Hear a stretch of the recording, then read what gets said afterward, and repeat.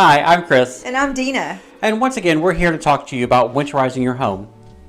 So, one of the first tips we always hear whenever there's going to be a hard freeze, especially down here in the south, is dripping your water.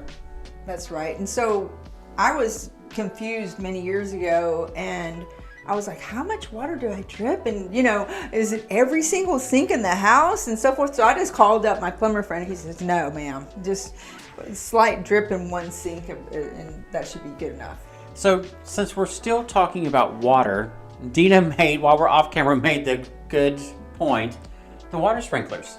Yes, people forget about the water sprinklers.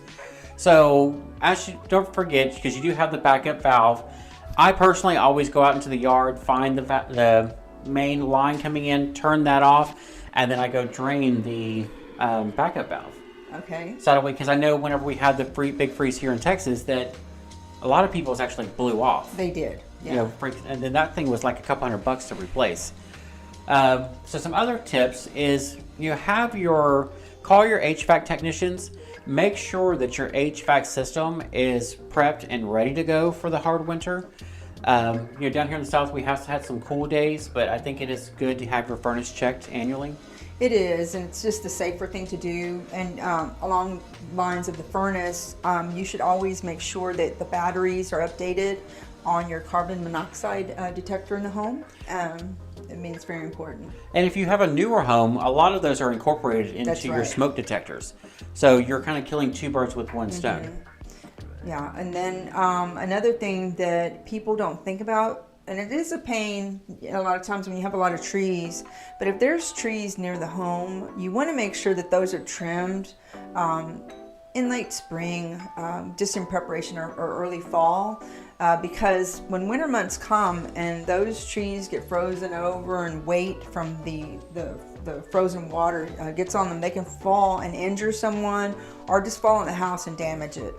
So another thing is, if you have a pool, now is the time as well to make sure you're getting that pool winterized. Another thing that I was thinking about is I've fallen quite a number of times because they call me clumsy, but I'm running, and when it freezes over, if you have steps coming in and out of the house, you just want to maybe get rock salt ahead of time and prepare, be safe.